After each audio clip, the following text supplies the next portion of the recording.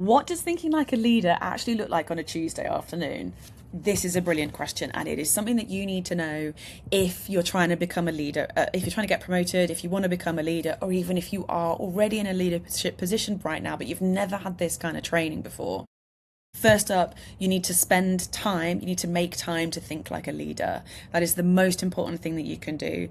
And if your Tuesday afternoon is usually clear, put a meeting in your diary and call it strategic thinking agenda.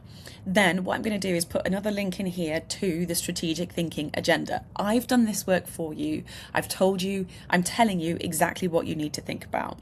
So in that meeting that you've set for yourself and you guard this time with your life, you think about what went well over the last 7 days, what didn't go so well, what you enjoyed, what you didn't enjoy, what you learned, what you would change, and why. That's the first bit, which is a short retrospective, which is just looking back over what happened.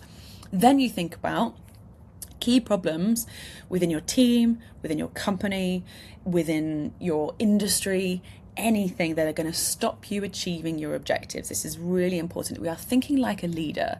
The bigger we can think, the more impact that this has of things that have impact over your achieving your objectives or not, or in relation to the 4 R's. So the 4 R's are revenue, retention, risk, and oh my God, what's the 4th R?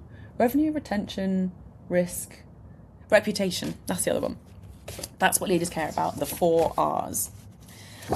Okay, so that is what you need to think about. First, the most important thing to actually creating time to do these things is exactly that, time to think strategically. So pause this right now and go into your diary, find a regular time of the week where you don't have any meetings, put in a meeting called the Strategic Thinking Agenda, and then download the resource that's linked on here. Okay, great question. How do you know when you're ready for a leadership role? So the first bit of advice on this is ask your manager. So you may or may not think that you're ready for the next level. They will have a different view of you. They will have hopefully some really valuable feedback as well. But what I would also add to this, so point 1, speak to your manager, put some time in your diary, have a conversation with them, open up the lines of the communication. This is really, really important. And then my next question would be, how much work have you done on yourself? Leaders, great leaders, move from a place of pure and utter confidence in who they are. That is one of the most important things. I talked about this in the previous, in the first part of this, I think, in part 1. So great leaders have a great foundation for health. I call it the keystone layer. In architecture, the keystone in an archway is responsible for the entire structural integrity of that arch. This is the same with your health. Your health is the foundational layer that sits below everything that you do. So get your health in order. Who are you? Have you done any work to actually rediscover that?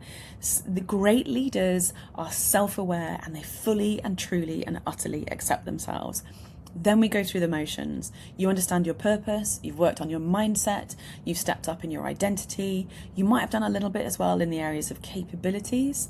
You're looking at influence and actually making this happen. And then you're looking at alignment as well. If you want to know more about any of those layers, that is actually my 8-step program.